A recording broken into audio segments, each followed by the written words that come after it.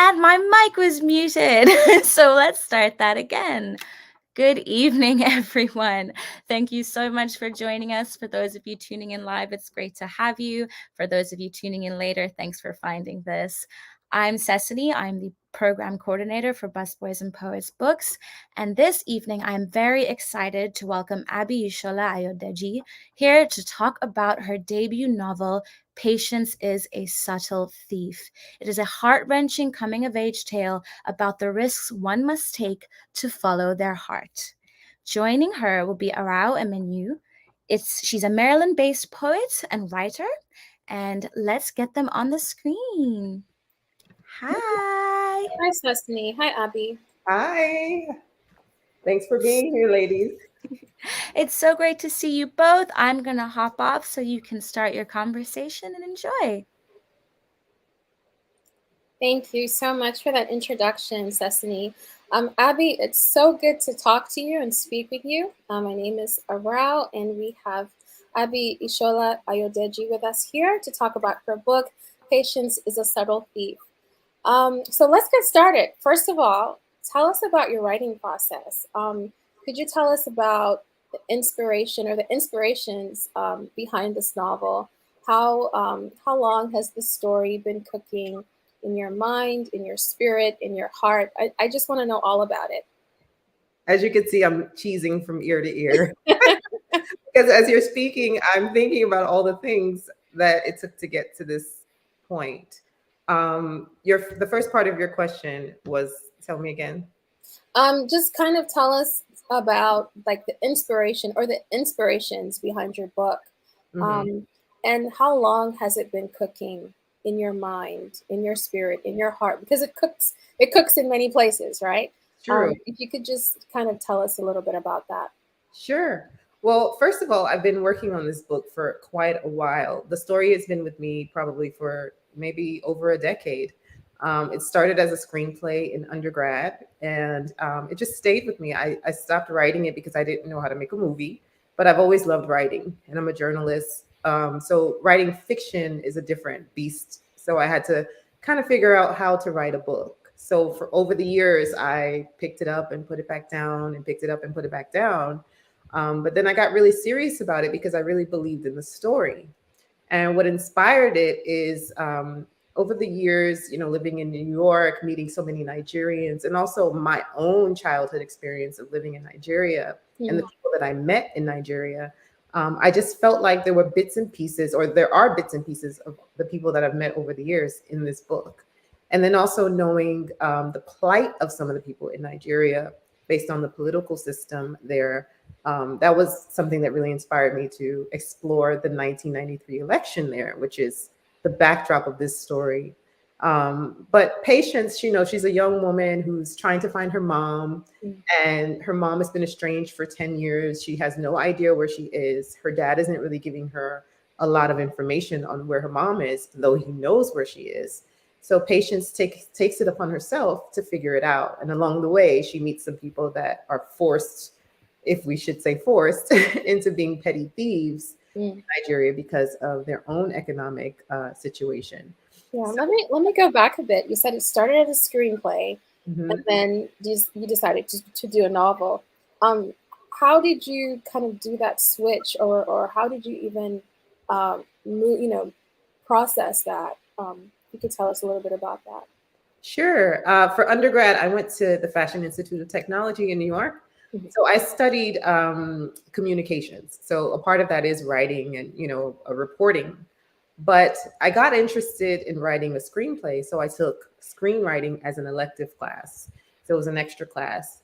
So one of our assignments, our main assignment, was to write the first act of a screenplay. So in writing the first act of a screenplay, I thought of this girl, a girl who, is going through some hardship, and she gets into some shady dealings in Nigeria.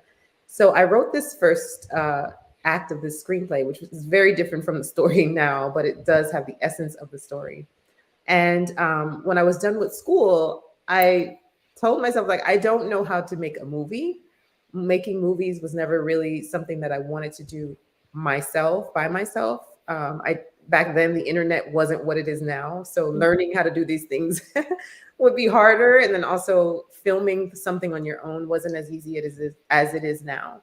So I knew that I loved writing. So I figured I can make a book. I can write a book and have this story live in a book. But once I started that process and even taking a class here and there on fiction, I realized that fiction is not as simple as we think it is. Of course, it's a different art form. So I had to really kind of teach myself how to write this in the form of fiction. Yes, it's so nice to hear the genesis of this novel. So Patience is such an interesting character. I'll be honest with you, I read your book several times because I loved her character. She's so interesting. She's so layered. She's multidimensional. She's flawed. She's real. I can touch her. You know. Yeah. And also in the story, in this novel, home, place, belonging, rootlessness, there are all these reoccurring themes. And quite honestly, they resonated with me personally. So could you tell us about Patience and her relationship with home? Because she's a young Nigerian woman born in the US, travels to Nigeria to live with her father and her stepfather, and she's also searching for a home in her mother, you know, in this person. So if you could kind of tell us her relationship with home, because that you really banged on that theme throughout the novel. Yeah. Mm. Patience she's searching for home. Yes, you're correct. And I wanted to write about a girl who's searching for home through her mother. Because while in Nigeria, I realized that patriarchy it's real there, you know, just as it is in America. But in Nigeria, you know, I had heard stories about how, and I had known people that, you know, were young women whose fathers took custody of them and their mothers were pretty much banished from their lives, if not completely, slightly banished from their lives. And in my mind, you know, here in the United States, it's very different in the sense that a woman usually takes custody of her child in many cases. So that always stuck with me. Like, how is it that a woman can be banished from her daughter's life? And what would that feel like for that girl growing up with a father that is not connected to her or connected to her enough to nourish her or to make her feel at home, to make her feel like she belongs? And obviously also with her father, there's the issue of, you know, having multiple women and what that meant for a young girl who doesn't have her mom raising her, but she's watching her sister be raised by her mom. So that was what really got me into that whole idea of home and a young woman feeling at home with her father who has taken her, but also finding home in her mom and finding where she belongs. Yes, that was so well said. Aside from the themes of home, there are also many other transitions happening between the characters, you know, between the characters themselves, their own interior lives, as well as the political landscape of Nigeria. Could you talk a little bit about that and how you were able to, and you did it very well, to weave those stories together? Well, I feel that, you know, in Nigeria, we think a lot about the political situation, you know, things are bad. And then economic situation, you know, things are not so great. But then for some people, things are great. You know, people have loads of money or there are people that don't have enough. So I wanted to be able to explore the human side of that, the human side of how politics affects people in Nigeria or how it could affect people in Nigeria and how this economic and this class system affects people and how they feel about themselves. Because, you know, though Patience has a father who is wealthy, she feels unwanted by her father. So in that sense, she doesn't even feel worthy of being called a rich girl or, you know, in that sense. So I wanted to really explore the human side of how class and how politics affect people or how it could affect people in Nigeria and in other places. I wanted to go back to something you said earlier, how you kind of compared custody of children in Nigeria to custody of children here in the US. Now, in your book, the reason that resonated for me is because I'm so used to that thinking that is in Nigeria. In Uganda, it's the same thing. the father can have custody of the children and the mother can be sent away. It's totally normal. And Mhm. here in the US, it's the complete opposite, where women usually get custody of the children. So I know this was a story about Nigeria, but I also felt like it was a larger story about Africans across the continent or even the diaspora, you know? So I found that very interesting, and also just kind of, other communities in the story. Um, you also tackled. I also, another reason I adored Patience. To me, she was very fleshed out as a character, and I appreciated how she was slowly revealed and slowly unfolded. And Thank you sometimes for as saying we that. write, and sometimes Hard as to we do. right, and sometimes as we write, our characters surprise us, right? Is there something Patience said or did that surprised you at the end of your story? Were you surprised in any way by Patience, this character that you created? I will say that the parts of Patience that surprised me was probably when, moments with her boyfriend. And, she went through this back and forth about how to be with him and Mm, how to feel okay in her own skin, even around him. So there were moments where she took her power back, or even through her words or her actions, or even things that she revealed to him. I don't want to say too much for people who may not have read it. yes, A yeah. friend of mine said, "No spoilers tonight." I said, "Okay." So I would say her interactions with her boyfriend, in those moments, I was surprised because as a writer, I'm more of an outliner. Like I like to see the story, know what I'm going to write, and then write it. But then when you're writing, there are things that come out that you didn't plan for. So in her interactions with her boyfriend, those are the moments when things came out that I didn't plan for. And even in the end, which I won't give away, that whole ending for me was a total surprise. So that's all I'll say about it. Yeah, that's true. We never know how the stories we're writing are going to end. Mhm. So I'm really glad that you said that. Um, was there something else that surprised you? I didn't want to cut you off. No, I think that's pretty much it because she's this girl who's really searching for her own identity. Who am I? Where am I? Why am I, not wanted or loved? But there are moments when, she's with her boyfriend and she's like demanding her respect, or she's revealing things that made her feel powerful or fine. And Mhm. she's questioning why he would even question that. So that's all I'll say. Yes, yes. And you said something. Of course, you're saying interesting things. You said something very poignant earlier about that the story is pieces of people that you've met along the way. Could you elaborate on that? Because Well, that's hard you, to do you, around. you, you've lived in Florida. I think you've said you've lived in Florida. You've lived in New York City. You've lived in Nigeria. You've lived in all of these places, and I'm just curious to know, how did all of these places kind of impact the story or show up in your story in a small way without revealing too much, of course?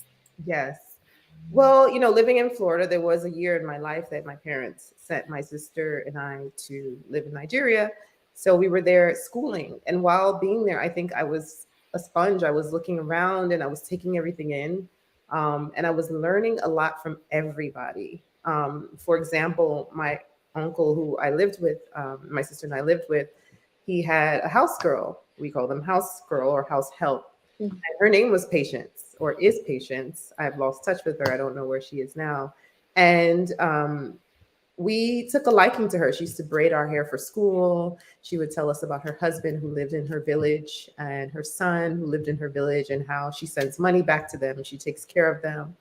And she was just a really, really strong woman, even in her position, because of course in Nigeria, there's a class system. And a lot of the time, the domestic help, they're considered, nothing Mm. in any situations. But with her, she's a person that stayed with me also because she was a strong woman. As I said, she was taking care of her family and she was away from them taking care of them. And just the impression that she had on us, She was very much into taking care of us, making sure we were okay, showing us the ropes. She would take us on walks around, the neighborhood, and we would learn and we would soak things up, because it could be a very insulated situation living in Nigeria as a young person, Mhm. and you have family that has wealth, because sometimes they feel like, oh, you shouldn't be going outside or you shouldn't be doing certain things. But she was that person that kind of opened us up to a different side of Nigeria, which I Mm. appreciate. Mm. So she's one person, and I'm gonna leave it at that, Okay. because I don't want to reveal, my Yeah. friends or whoever. Yes, I understand. I understand. I was just kind of curious about, um, because home and belonging and rootlessness and even displacement were very strong themes in your novel. So I was just curious about, your own experiences as a writer. How did that kind of bleed through into your story? But I'm glad to learn about Patience, the lady in Nigeria. Mhm. Um, that who took care of you, who took care of your siblings. So that's really nice to know. So I'm assuming that's where the name came from, Patience. Well, she was actually the first person I knew named Mm-hmm. Patience, although Mm-hmm. Patience is a very common name in Nigeria. Mm-hmm. The first person I knew with that name, and it obviously every time I hear the name Patience, I think of her. Yeah. So, but also the title has its own meaning as well. Yes, definitely, definitely. And I like the double meaning of patience is a subtle thief. Thank you. Um, yeah. So in the book, you tackled very important, controversial, and the very real subject of 419s. And I know that some of our listeners or viewers may know what 419s are or may not know. So if you could gently explain that. um, and you revealed it in the story in a very nuanced, delicate manner, and almost made me, as a reader, understand why someone could get caught up in that. Well-intentioned people could get caught up in a life like that. So if you could kind of explain what it is, because I think you can explain it far better than I. Um, yeah, and just kind of why was it important for you as a writer to tackle this issue? Well, 419, for Mhm. those who don't know what 419 is, it's basically the nickname for fraud in Nigeria. Mhm. It could be different kinds of fraud, bank fraud, real estate fraud, but Americans know 419 as the emails that they've gotten, from Nigerians in Nigeria. Sometimes it could be other people in other parts of the world as well. But Nigerians, had become known for this thing, these internet scams where, they'll write to you and say, oh, I have a prince that's locked up somewhere. I need to take him out. Send me $5,000. And we've seen the stories of people being swindled out of their life savings, here in America or abroad, and it's terrible. But for me, I always ask why. I wanted to know why someone would feel desperate enough to do this. And we know that in these situations, there are human beings behind this. And what are their stories? What are their stories? Like, what are they dealing with at home, that would make them sit in an internet cafe Mhm. and send these emails to people that they don't know and take from them? So I wanted to be able to put a human story behind that. So that was basically the goal Mhm. behind that part of the Yes. story. Yeah. Thank you for sharing that, and thank you for shedding light on that. Um, as a writer of color, as a Black writer, as a Nigerian writer, as a Nigerian American writer, see, I'm pulling all your layers I here. have all these layers. Yes. Were there moments when you were writing the story that you felt like you needed to explain, you didn't want to over explain to make sure that your readers didn't misunderstand you or misinterpret you, because this is such a this issue goes beyond Nigeria, and it happens all around the world, right? So as a writer of color, as a Black writer, as a Nigerian writer, did you feel some responsibility to kind of tackle this issue, or in a way, a certain way, handle the issue? You mean the 419 part of it? Yes, yes. Yes, I felt like more people should be writing about it. Mhm. I feel like it's become this thing where it's involving people in Nigeria and people all the way in the United States, and the UK or wherever else people are being victimized by this thing. So I wanted people to be able to read something and see that there are people behind this, and know their actions are not good, and know it's not right. But what would lead someone to this sort of desperation? Yeah. Yeah. So I did feel somewhat of a responsibility to do that and to tell this story in that way. Yeah. And I like the nuanced way you handled it. I was also curious, just in general, as writers of color, I'm sure you'll write many more books. And as a writer of color, as a Black writer, um, the responsibility, or I shouldn't say responsibility, when we tackle uncomfortable truths in our communities, you know, I was just wondering about when you went to your computer to type, or when you went to your notebook to write, because some of us still are old school and handwrite our stories. Yeah.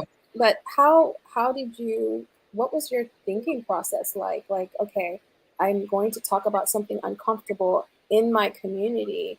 How did you tackle that as a writer and as an individual? Well, my goal was to be as authentic as possible. Mm. And that's why, in this book, you'll see Pidgin English, you'll see, parts of Yoruba spoken. And, those are the things that, are kind of iffy for most writers. It's like, how much of this do I put in? Do I Mm. write for my American readers? Will they understand? But I feel like telling this kind of story required as much honesty as possible. And I feel like when you're honest, people will they will understand, and people will embrace it, because it is what it is. As a journalist, my job has always been to just present the story. This is the story, so I approached it that way. This is the story. This is their story. It's not everybody's story in Nigeria per se, but this is the story of these people in Nigeria. Yes, and I'm so glad you touched on authenticity. And I'm very glad, even more glad, that you talked about the different Englishes that appeared in the story. Um, how was that like? I understand, you were also born in this country, in the U.S. How was that like, as far as translating, making sure the Pidgin English is correct? Because our people, our African people will call you out, Oh, yes. right? So how was that process like, the writing process? Well, that process was okay. I mean, what I did was, my husband, he knows Pidgin. Yeah. He helped me. I also did a lot of research online. Thank God, the BBC has the Pidgin edition Yes. now. Mm-hmm. So I used parts of those articles to make sure, okay, let me look for this word and make sure I'm spelling it correctly and I'm using it the right way. And then also, in my experience in living in Nigeria, that's when I kind of learned the basis of Pidgin English. Mm. Because when we got there, I had no idea what people were saying. I'm like, what? I would hear a word or two, but I'm like, wow. So I do understand hearing Pidgin English and not really understanding it right away. So I remember that experience of learning it and hearing it more often, spoken by the household that we lived with, and how it became like a different kind of way of communicating, of course, and using Pidgin English for me was kind of a nod to that time in my life. Like, Mm-hmm. this is when I learned how to use these words and say these words, or even understand them when someone else says it. So, Yeah, that's really good. Yeah, I was told by a professor a while ago that, as writers of color, it's important to bring authenticity in all the different languages or Englishes or blends of Englishes into your work. So it was really nice to see that in your work. So it was almost like I was entering one world and jumping to the next, into the next, into the next. So that was really good to see. and Um, that's basically how it is. yeah. Even for people that are educated in Nigeria, when they're just chatting with friends, they use it, and Hmm. it's just like us. We use slang all the time when we talk, not Right. everyone, but when we're casually with friends, we may say things that we won't say in a boardroom. So, that was the reason behind it too. Yes, definitely. I definitely saw the different classes that you talked about, class in Nigeria, and house help and all of that. So I definitely saw that throughout the book. I was curious to know, how have your experiences living in two different countries on two different continents, how did this, would your book be alive, be breathing, if not for those experiences? I was just curious about that. It's funny you asked me that Hmm. because I've been using social media a lot to kind of communicate with people and attract my readers. And one of the ideas that I had in my head was I want to do something like a tribute to my uncle that I lived with, Mm. because I feel like he's kind of like my real life Uncle Phil from the Fresh Yeah. Prince. Yeah. Oh, everybody loves Uncle Phil. I'm so glad you said that. But keep going. I know. So I wanted to tribute him because I feel like, he invited us to be there. He took care of us while we were there, along with other family members, of course. And if I didn't have that experience, this book would definitely not exist, not Mhm. at all. And then obviously meeting the people that I've met over the years. My husband was a big part of this book as well. There were times when I told myself I'm not going to do it anymore. And he would, basically say, you're going to finish, you're going to finish. So, yeah, so I would say that living in Nigeria was instrumental. Mm. Wow, that's powerful. Um, as far as the story goes, who do you, Abby, see as your audience? See, picking up this book? Because for me, I'm Ugandan, but this book resonated with me. When you talk about house help, I understood what you were talking about. I understood the moving back and forth.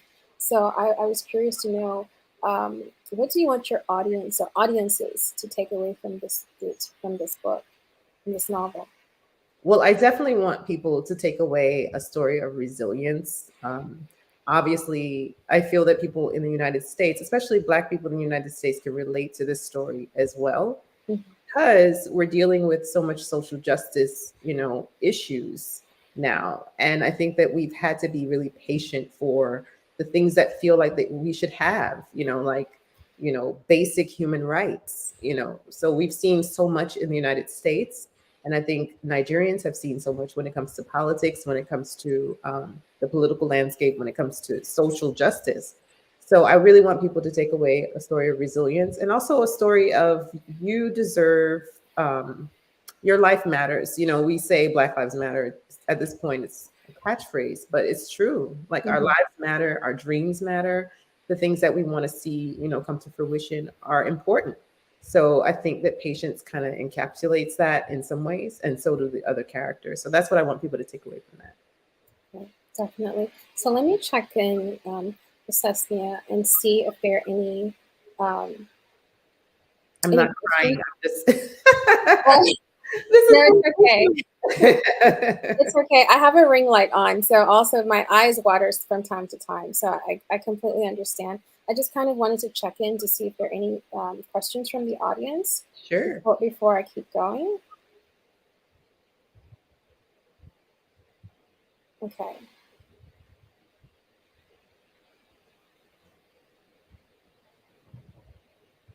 Okay. All right. I see a comment on the bottom of the screen. Yes, let's give Abby her flowers. It is a very good novel. Actually, it's excellent. Um, Thank you. okay, so I'll keep going. So if you have any questions, please, put it in the chat, and I'm very sure Abby will be more than happy to respond. Yes. Yes. So I will keep going, Abby, until a question pops up. So Abby, you said that it took some years to get this together. Could you tell us how many years it took to write, this amazing story, that takes place, on two continents? Could you, kind of run us through that process? Well, I would say seriously writing, I always think of my daughter's age. She's going to be 9 soon. Mhm. I remember I started seriously writing right before I got pregnant with her. But then right after I was pregnant with her, I had to put it down because I was so exhausted. I couldn't even stay awake to actually write. So I would say it's been 9 years of off and on. picking it up and putting it back down. But where I would say I didn't put it down, it would be maybe the last 4 years. So yeah, it was a lot of rewriting, um, having to be real with myself about things that I felt so strongly about that, some of my writer friends, reader friends, um, told me, no, you should take that out. Mm. So yeah. That's good. I know the pandemic grounded a lot of us, made us sit down and just be still. Were you able to get a lot of writing done in the past 2 years as far as or revising? Yeah, it's actually March 2020. I remember being home, and when we knew that we had to stay home, I remember being at the sink doing dishes, and I told myself, I'm going to finish this now, this month. I'm going to finish because I felt like I was getting to that point where I was comfortable with it. I felt like I got to the point where it could be finished and wrapped up. Mm-hmm. So I knew I wouldn't be getting up in the morning to go to work. So I would just get up in the morning and go write. So that's what I did. So that was how I was able to finish. And then, of course, the submission process, submitting and then waiting, and then hearing back in 2020 that it would be picked up. Yeah, it's been a ride. And then also 2021 is when I had to work on edits from the publisher, Yeah. things that they wanted to maybe see that I didn't put in. So it's been a lot of writing for the past 2 to 3 years. And it's been a challenge because, especially 2020, being home with a toddler and a young girl, and having to work, it wasn't a walk in the park, but Yeah. I'm Yeah. grateful. Yeah. Yeah, well, I'm glad this book is finally out. I was very privileged to read the early versions. Yes. Way in my previous life, I keep telling people in my previous life in New York, because I'm in the Washington D.C. area now. So I was really glad to finally see this book and hold it in my hand. It's And I amazing. thank you It's so phenomenal. Yeah. It's phenomenal. I actually have my Twitter open and I have a question in my inbox, if you don't mind me asking. Sure. Question. The question says, "Hi Abby, I'm a young Nigerian writer. Could you what? Let me. Okay, I'm gonna paraphrase it. Okay, she's asking, what are some tips you can give for debut writers, especially young Nigerian women authors? That's a good question. Yes. I would say to look around and pick stories that may not be so gigantic, because sometimes we think about a novel and we think the story has to be so big. But I think that there's so many stories that need to be told that can be even small little tidbits that can be fleshed out into a novel. And even trying to write short stories, because I read somewhere how a lot of writers dive into a novel first without really getting their feet wet with short stories. And short stories give you a sense of victory because once you're done, you're able to say, well, I finished this thing, versus a novel where you're writing chapter after chapter and you feel like there's no end to it, because sometimes it feels that way. It feels like you're never going to be finished when you're writing a novel. So trying short stories, looking around for stories that haven't been told in Nigeria and even in the Nigerian diaspora. And also believing in yourself, believing that you can do it, believing that you can finish at some point, and being patient. I know that's so ironic, but being patient is very important when it comes to writing a book. Those are really good tips. And if I have any more questions coming up through Twitter, I'll definitely share that with you. Let me see if. Okay, there's a question there. I'm sure you can see it, Abby. It says, "Will there be a sequel?" A sequel. Yeah, to Patience is a Subtle Thief. Will there be a sequel? I'm glad that person asked that question. There won't be a sequel. At the moment, I have no idea what a sequel would be. It's funny because the way it ends, some people have asked, "Oh, it sounds like you're setting it up for a sequel," and I'm like, "No, I'm actually not." I agree with them. Yeah. Really? Oh my Yeah. god. I Yeah. mean, listen, you never know, but if there were a sequel, I would probably prefer to see it in a different medium, Mm. TV or film. Hello, somebody. Yeah. you know, Speak it into existence. Yeah. yeah, maybe season two of a TV series. Hmm. But in terms of me writing a sequel, I don't know what the story would be right now. So I would say no at the moment. Okay. I have a quick question. Actually, let me check Twitter to make sure.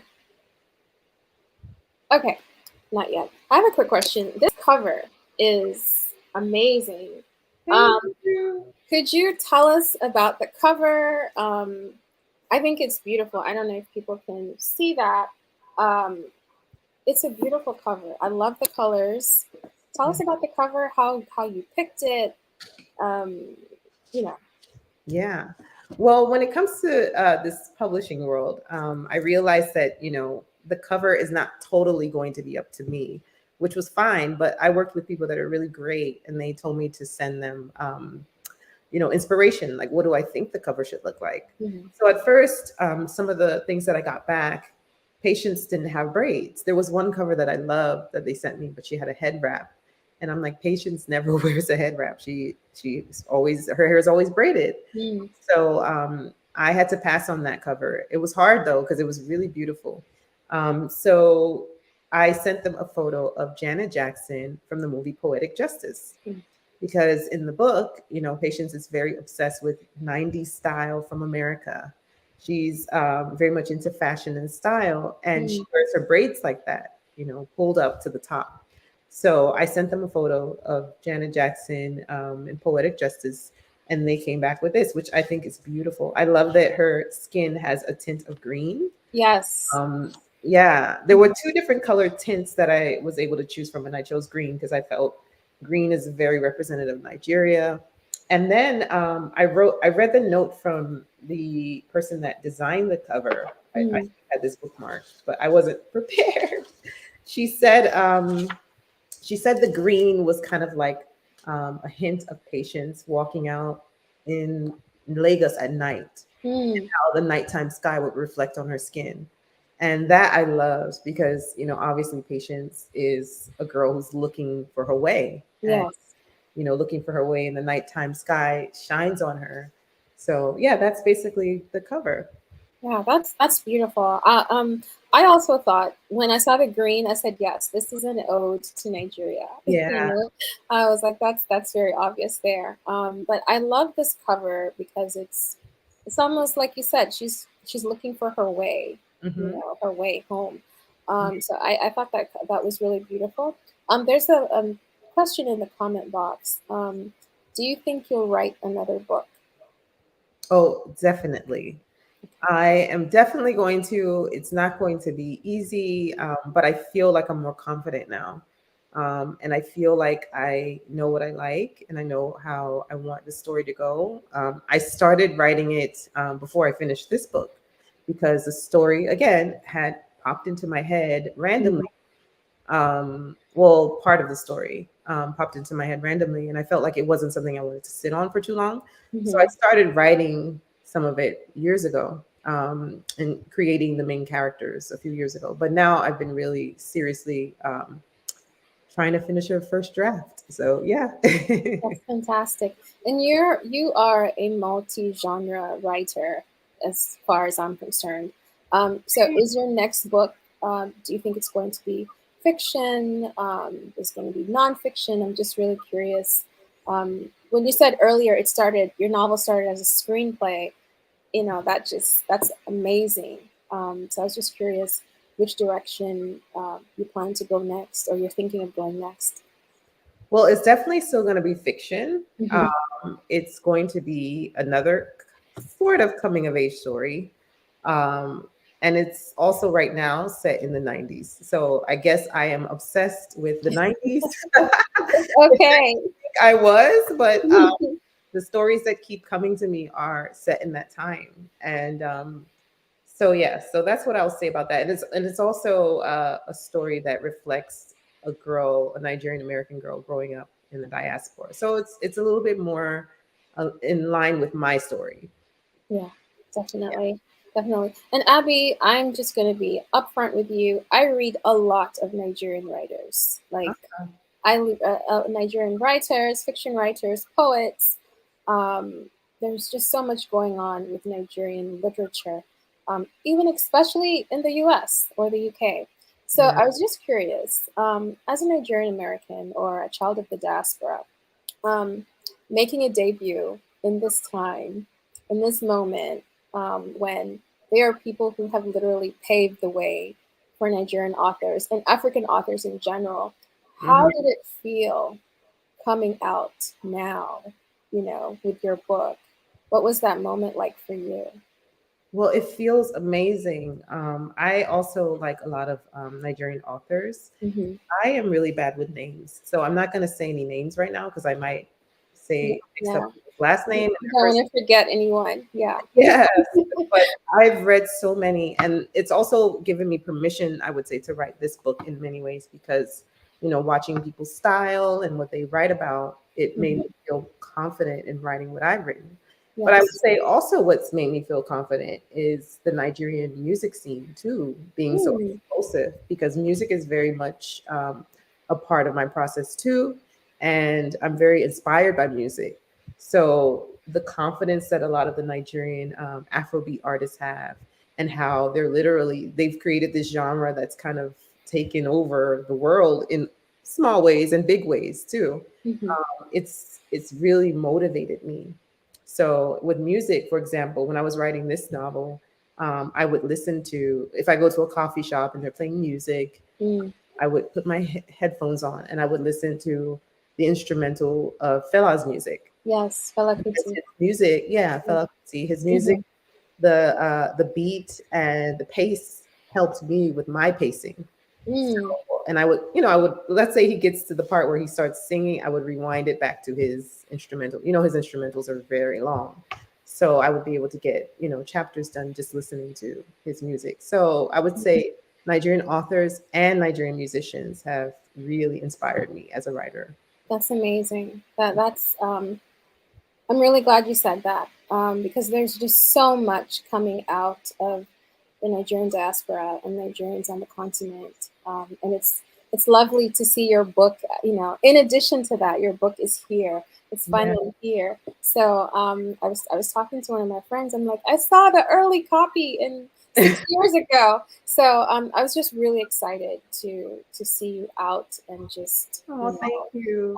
in And my thank you for reading my early work. Oh my God. I wouldn't be here no. without people like you. I promise. I'm so grateful. No, it's fine. I'm reading a lot of friends' work and just kind of we're all encouraging each other. Um, Yeah. but it's just really nice to see. It's always nice to see something that you've been working on for a long time finally out in the Mhm. public. So congratulations again. Thank you. Um, Let me see. Oh, we have a question from Jacqueline Mitchell. Did you use a writing software tool while using a foreign language while writing this book? I didn't actually. I used a lot of Google. I asked people, how to say certain things. I remember asking my friend, because there's a scene where they're playing, Yoruba people call it Ayo, where, the game, I don't know what you guys call it, but like it's the Yeah. wooden tray with the seeds. Yeah, I'm aware. So We all have it. Every African country seems to have it. But please go ahead. Yeah, exactly. yeah. So I wanted to know what Igbo people called it because, Mm, my Igbo characters are playing. I didn't want to make the mistake and call it what Yoruba people call it. So yes. my friend, she was able to tell me, oh no, this is what we call it. And obviously doing more research to make sure because I feel like this game has so many names. It has multiple names. So Mm, that's just one example of research and asking someone to be yeah. certain. But in terms of language and a software, I didn't use any software. Mm. And it's really good that you had that community around you, whether it was friends, whether it was family that you could reach out to and help you. Yeah. But that's a really good question, Jacqueline. Yeah. Thanks, Jacqueline. Yeah. See if we have any more questions. Okay. I don't think we have any more questions, and we're close approaching to the time. Did you have anything else you wanted to say about your book? I will be raving about it for the next few days, so I'm just warning you. Thank Yeah. you. I appreciate your love. I appreciate everyone who's bought it, spoken about it, said anything about it on social media. It's been a whirlwind and it's been so exciting. Um, I went into this not even knowing how far it would go. I had hopes, Mhm. but I didn't know how far I would get. So to be here it's been amazing. So I just want to thank my family too, because they've been awesome. My mom, I keep telling everyone she's selling more books than Barnes and Noble. Okay. So thank you, mommy, if you're watching. So yeah, that's all I'll say. Okay, so we have a few minutes left. If it's okay with you, if you could read us a passage from your book to Sure. kind of see us out. Thank you, Abby. Thank you. So I'm just going to read from the beginning because I feel like a story like this kind of needs that intro into this world, if Yeah. that makes sense. So it was a day to celebrate her father, but by the time Patience walked into the white party tent on the massive lawn of his 2-acre mansion, she was 20 minutes late. Another stayed party to celebrate yet another of his professional victories. She looked down at her dress, a short and flirty frock made of thick lace in an ugly shade of brown, a color only Modupe would love, she thought, when she had first seen it a week before. As she made her way through the crowd, she caught a glimpse of Modupe's penetrating gaze. Where were you? Modupe said. We looked for you in the house. The ceremony is about to start and you're just coming. Sorry, Mummy, I was getting dressed, Patience said, with the same pointed dip in her voice that came whenever she called her stepmother Mummy. In her mind, she was merely Modupe, and purely Margaret's mother, not hers. Why is this dress so short? Modupe said, looking Patience up and down. You ruined this dress I gave you. Did you lose your head?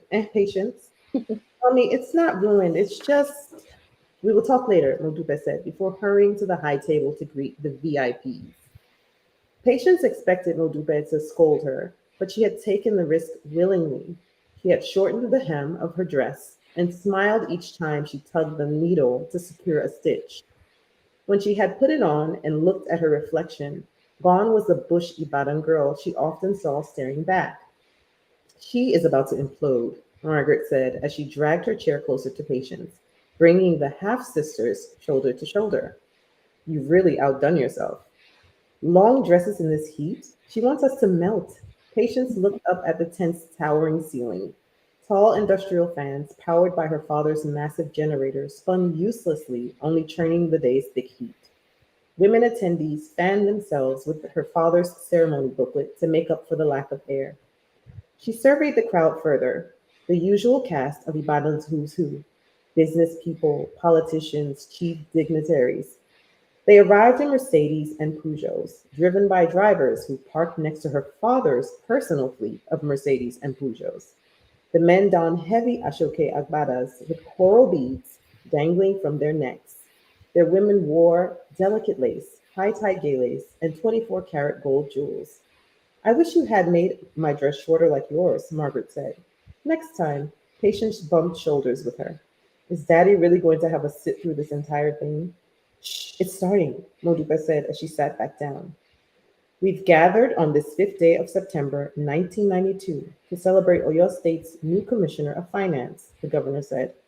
He is a multimillionaire businessman, a pioneer in creating concrete blocks used at some of Ibadan's most important construction sites. He was educated in America at Howard University in Washington, D.C. Patience shifted in her seat. Her dad lingered near the stage, standing tall and proud. He is a devoted husband and a beloved father, the governor continued. Beloved. Patience spoke the word softly. As it stumbled off her tongue, she wondered if she truly loved her father. He had never said, I love you, to her or Margaret, nor did she expect him to. On the off chance he ever did, she wondered if she would believe him. Love was the thing families spoke of in fictional American TV shows. He is a leader, and now he will proudly serve Ibadan. Ladies and gentlemen, I present Chief Kolade Adewale. The crowd cheered as he walked onto the stage beside the governor. The two men turned to the photographer and posed. Snap, snap. My distinguished friends, it is an honor to accept this appointment as commissioner, her father said, squaring his broad shoulders once he took the podium. I promise to serve Oyo State in the light it deserves. I'm proud to say that Ibadan is my birthplace and my home. Thank you so much for being here today to witness this grand occasion. Thank you. As usual, a man of few words, Patience thought, as she shifted in her seat. The crowd applauded. Many stood and made their way toward him as he stepped down from the stage. Modupe also stood, but in a state of agitation. Fatima, Fatima! She yelled across the aisle to her personal house girl. She turned to Patience and Margaret. Look at this useless girl standing there like Ode. Excuse me. The meek girl dressed in a stiff khaki colored maid's dress hurried over, squeezing past guests. Are you deaf? Modupe snapped. Go tell the caterer to have the food ready to serve. Yes, ma, Fatima said. She curtsied and moved on with shame in her eyes. Girls, oh yeah now. Go and congratulate your father. Modupe ushered Patience and Margaret toward the crowd. They lingered behind the attendees who hugged him, shook his hand, laughed with him, and posed with him for photos. Then the crowd grew thinner. Smile, the photographer said to Patience and Margaret once they were at his side. Snap. Go greet my guests, Ojari, the father said to them hastily before they could utter a thing. Yes, Daddy. Patience pulled Margaret away. We have our instructions, Margaret said. They both snickered. Maybe you can redeem yourself with Mummy if you greet enough guests. Oh, please, Mummy dearest will have many words for me once this party is over. I trust that.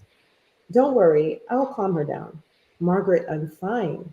I know you're fine, but Mummy doesn't understand you the way I do. I've told you, I'm not for her to understand. Margaret pressed her lips together and put her hand on Patience's shoulder. Let's just get this done. You know I hate socializing, especially with Daddy's old friends, Patience said. Just talk to as many people as you can. They walked in opposite directions. Patience smiled and knelt slightly as a man walked toward her. Ah, your chief's daughter, Margaret, isn't it? Congratulations to your daddy. Thank you, sir. I'm not Margaret, I'm Patience. You're not Margaret? No, I'm Patience, sir. Patience Adewale, firstborn of Chief Kolade Adewale. Oh, okay, Patience. You are the elder sister. Modupe is not your mom. Yes, sir, that's me. There was a time when she felt a gut punch whenever someone expressed the vagueness of her existence within her family. But over the years, the feeling had been reduced to a dull pinch. Patience had come to understand it more as confusion than as outright disregard. She grew anxious as the man began to brag about his son and how people should now call him Engineer Abidemi Adejobi because he had finished his studies in Scotland and he was ready to come home and work and build his first house, possibly on Victoria Island in Lagos, because Ibadan had become too small for him. Excuse me, sir, I need to find my sister. Patience walked on and didn't wait for his response. No more greetings, she thought. She made a swift turn toward the exit of the tent, then started toward the house. She could no longer ignore the dampness under her arm. She decided not to wait for her stepmother's permission. She was going to change her clothes. Patience, she heard an unfamiliar voice call out. Who the hell is this now? She thought. She turned to find out. A tall, slender woman dressed in English attire, a lavender double breasted skirt suit that looked like it was plucked from Princess Diana's wardrobe, walked toward her. Patience, how have you been?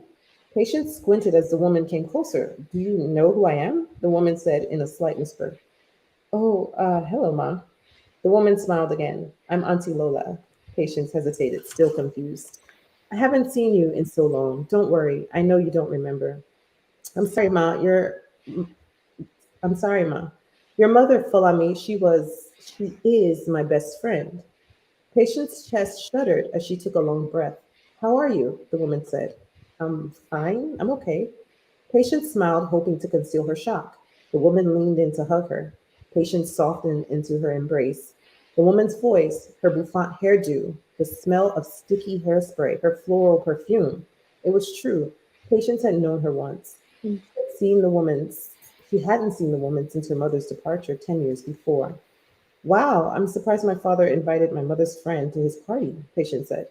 Well, my husband is now Commissioner of Health in Lagos, and he's known Kolade for years. We moved to Lagos a few months ago, so we are just here for the party. I'm moving to Lagos next week to go to Unilag. I finished SS3 this year. Wonderful. My daughter Bingpe just finished at University of Lagos. Maybe you can meet with her when you arrive. She can tell you all about the school, I'm sure. I don't mind.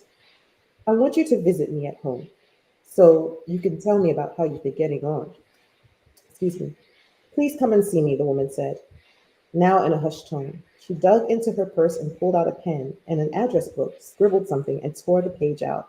This is my address. She placed the paper in the palm of Patience's hand and clasped her fingers shut. Patience felt like she was in a dream, standing with a person who had acknowledged her mother after all the years of her absence and all the years of her father and Moduka acting as if she didn't exist. My father told me my mom went back to America. Is that true? Have you heard from her? Patience, that is quite a long story. Please, when you get to Lagos, come to my house and I will tell you all that I know. Auntie Lola, we can go to my room and talk if you prefer. I know you must be anxious to know more, but this isn't a good place for me to tell you anything. By now, you know your father doesn't like to discuss your mom. We will talk. The woman placed her hand on Patience's shoulder and walked on. Patience turned and watched her approach a man. She stared as they mingled, then as they made their way along the path that led to the parking area. Patience followed. She peeked from behind the wall and saw them enter the back seat of a black Peugeot. The car pulled out of the driveway and pressed towards the exit of the compound. Patience looked down at the paper the woman had given her. Written with her name was her Ikoyi address. She tried to picture herself navigating the intimidating streets of Lagos alone in search of it. She would find her way there, even if it killed her. That's it. Thank you so much. That was a lovely reading. Thank you. It's nice to hear your voice with the words. Thank you. That was a lovely ending to this conversation. Thank you so much. Thank you so much, Aral. I appreciate you so much. And everyone who's tuned in, I really appreciate it. Yes, and thank you, Busboys and Poets, for putting this on. Thank you, Busboys and Poets. Yes. Thank you both so much. That was such a beautiful reading. Oh, thank you. I agree. It was very, very nice to hear your own words in your voice. Yay. Make sure you pick up the book and finish reading where I left off. I already have my copy. Not so subtle hints. I like that about her. Yeah. I already have my copy, The Benefits of Working in the Bookstore. Yes. For those of you who don't, head over to the Eventbrite page and until 11 p.m. tonight, and you can get yourself a copy. If you'd like to buy a copy after today, you can head over to our bookshop.com page. And yes, just thank you so much for joining us. I really, really enjoyed the discussion. And hopefully one day we can see you here in person. I would love to come. At some point I will come. Fantastic. Thank All right. You guys enjoy the rest of your evening. You too. Thank you, ladies. Bye, ladies. Bye-bye. Bye. Thank you. Thank you so much for tuning in, everybody. We'll see you next time.